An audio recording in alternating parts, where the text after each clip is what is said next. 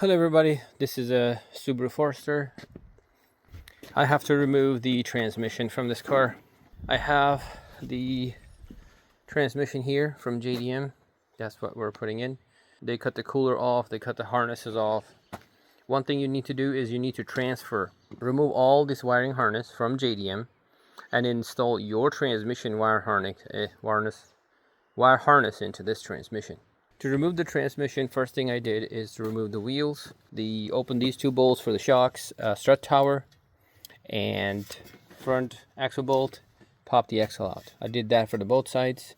I also have removed the lower plastic shield. You can see at the bottom. That goes right over here. I also removed the front plastic shield. You can see my brake lines and ABS lines are free. You don't want them stretching out. Once you do all this, you're going to go ahead and remove the air intake box. You have to disconnect one clamp here, pull the intake box out. There's a hose connected on the other side. I didn't remove it, I just let it sit outside. Definitely disconnect your battery. Next part would be to remove the torque converter bolts. To do that, you're going to remove these bolts here. They're mounted right here. Unplug these harnesses, unplug the harness from the transmission. Right behind the transmission, there you see a little cap. It will be covering the space. You're going to remove that cap. Then you're going to turn the engine. You will see the torque converter bolts coming on top. These are the bolts, 12 mil. You're going to remove these 4 bolts total. Once you spin the transmission out, then you can go ahead and remove the transmission bolts from the top here, one from down there. I have removed the transmission cooler, oil cooler, 1, 2, 3 bolts. Took the cooler, put it aside. You can see that. Now, next thing I will be removing is those 2 transmission cooler lines. They will drip, so put a pan at the bottom. I have drained the transmission fluid already. I recommend you do that as well. Next, I'll be removing this mount, the dog bone, whatever you want to call it, mount bolt right there. I'm going to remove that and that. Completely get it out of my way. I just don't want to get stuck when I am taking the transmission out of the car. So I'll remove that and that as well, because this is a height issue. I'm working on for ground. I cannot lift this car high enough to clear this transmission. As you can see, the transmission is really high. You see that? It's higher than a normal transmission because your valve body is on top. Valve body is right here. If you're trying to remove your valve body, this is where it is. It's not at the bottom, so don't go there. Next thing you're going to do is remove the exhaust downpipe. It connects right here, 3 bolts. Then it connects at the back, 3 bolts. You're going to remove those. Since you have removed the transmission and drained the transmission fluid, you should not have any drips. Should be good. If you didn't, go ahead for it. Drain the oil first, otherwise you're going to have a mess in your hands. This is all we need to remove from this side to get the transmission free. Next, we're going to remove the transmission bolt. You can see right there, the rest 2 are removed. There's one right here. When you go onto the driver's side, you're going to remove the starter motor held by 2 bolts here. Get it out of your way. Right here, underneath the starter, there's another transmission bolt. You're going to need to remove that as well. That should take care of this side as well. Now, to get to the torque converter bolt, if this is the first time you're getting your hands on this, you're going to need to put a socket over here and turn by hand until you see the torque converter bolt from right over this window. You can see right there is where the torque converter bolt is. I can see it from here. And then you can go back and open it. You don't need to remove anything else from the engine side. Next, we're going to go under the car. We got to remove the drive shaft and few of the shifter cable connections. Here's a view from under the car. This is the exhaust flange we disconnected. Drive shaft is slide-in style, so you do have to remove the drive shaft bearing and the drive shaft from the back right there by 4 bolts. Then and only then you can get the drive shaft out. Here's the back view of the transmission here. Transmission mount. What you would do is put a transmission jack or any jack, support your transmission in place, and start removing these 3 bolts, those 3 bolts, and get the mount bolts disconnected. You can remove it. I'm going to keep it on. Now, when it comes to transmission shifter cable, you can go on the other side. Shifter cable is right here. We're going to open that bolt right here, take the transmission shifter cable out. None of these wiring harness you need to touch because it has a two master plugs on top we already unplugged. So transmission is going to come out, everything connected. And once you get the transmission out, you can swap your wiring harness from here to your JDM transmission, secure all the heat insulation back on, and bring the transmission down here and install it back up. If you are doing it at home like I am, you can see one bolt right there between the rack and pinion joint we're going to need to remove, and one right next to it we're going to need to remove. Let me spot it out. Those two guys we need to remove.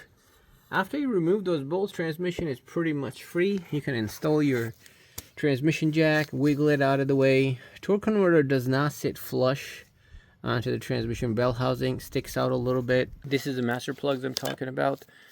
The junkyard has just simply cut them. We're not going to cut ours, of course. We're just going to unplug these and swap the sensors out.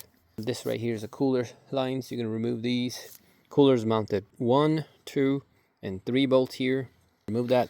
This is your vacuum line. Keep this hose connected because you are going to need to. This right here is your shifter cable. You're going to need to open this bolt here and this bolt here to get the shifter cable out. Then you're going to need to remove this. Quick disconnect. Get this washer out. Shifter cable will slide out basically. So there's nothing to it. Alright. Now, one thing it's very easy to forget when you're doing transmission work is you have to put a correct transmission fluid. That can ruin your entire job if you don't have correct transmission fluid on it. I'm going to go ahead and get the actual Subaru OEM from the dealer CVT transmission fluid. This is a CVT transmission. So if any of you is trying to remove or replace your valve body, it's mounted right here. To get to this valve body, you don't have to remove transmission. You can access from the top of the engine. Once you remove your airbox, you'll be able to remove these 3 bolts, get this out of the way, disconnect the harness. You have to open these 10 miller from the other side just to lift this part. You don't have to remove the whole thing.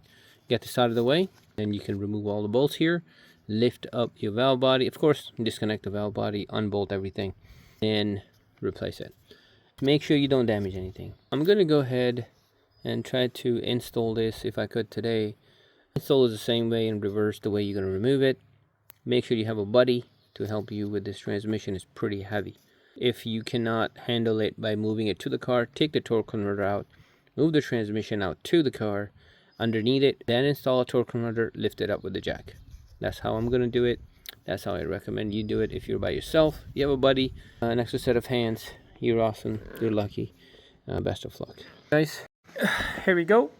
That's the used transmission going in the car. This is the transmission I just took out.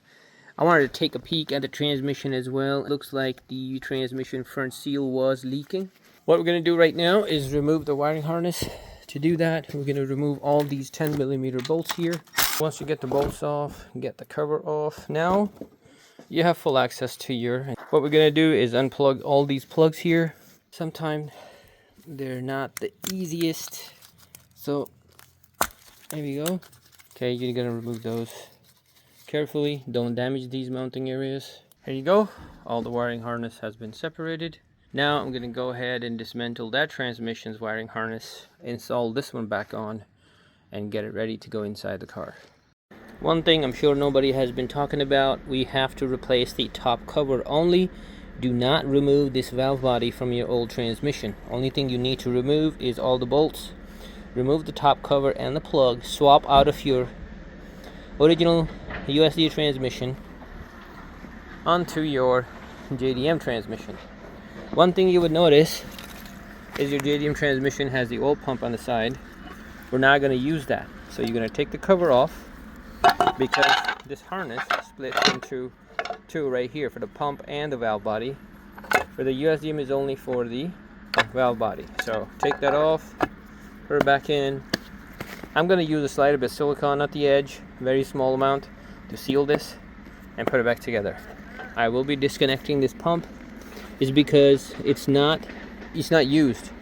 I'm either going to unplug it or I'm going to completely disconnect it. I'll see what's going on there.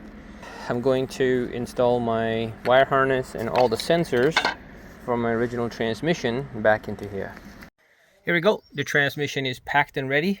Right here would be your shift selector cable. We're going to mount that here, which is this guy. Right here is your transmission cooler lines, your axles. These are your dowel pins, your guide pins. Add some grease to it. Your torque converter should sit this flush right here. Make sure it is correct, otherwise you'll always have a problem connecting the transmission. Flywheels there. I also added the grease there and here. I'm gonna have no issues. It helps to have a transmission jack. I lifted the car high enough to clear the transmission under there. If you're not able to do that, then to lift the transmission, put it onto the transmission jack, is extremely heavy, so you do need a second person. If you're doing it by yourself, I advise you to lift the car high enough so you can guide the trans with the torque converter in it onto the transmission jack and bring it in here. I did end up swapping all the harnesses. Let's get this going. I gotta slowly raise it up into the car because of the big hump right there. We have to guide it slowly. Take your time. Once you finish installing your transmission, next step is to add your fluid and do a relearn process. And if you have a scanner, you can do a relearn. Very simple.